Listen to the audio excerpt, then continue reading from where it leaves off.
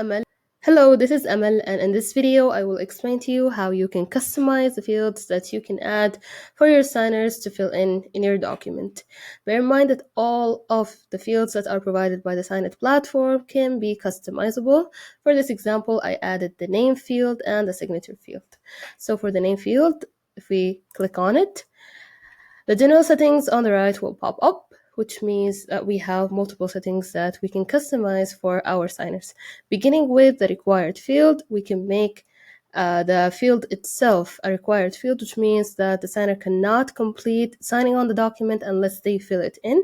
Also, we can enable multi-line input, which means that the signer can add multi-line of text in the field itself. We can make it a read-only field, which means that the text that is pre-filled by the document preparer cannot be changed by the signer.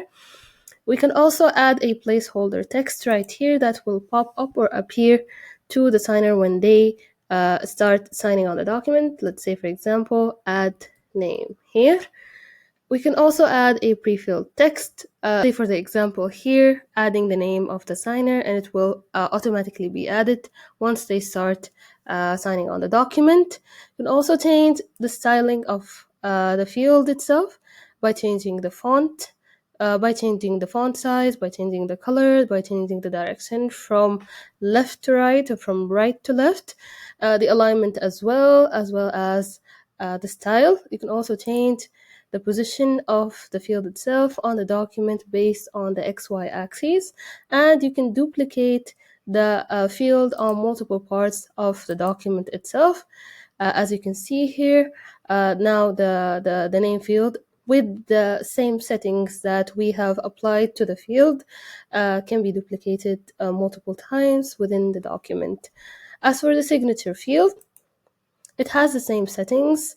The only difference is that you can auto place it on every page. By clicking on this, it will be added in the same position of the initial field in every single page of the document itself. Now we're going to see how it's going to look like from the signer's perspective. Now we have the signer's side of filling in the customized fields. As you can see here, this is the signer's interface that they see once they click on the document. So by clicking on Start Signing, we can see the duplicated name fields right here. And if we go ahead and remove the text from one of them, we can see the placeholder text that we added before, which is add name here. And for the signature, as you can see, it is multiplied or auto placed on every single page of the document, and it could be easily filled in and the signer can complete the document.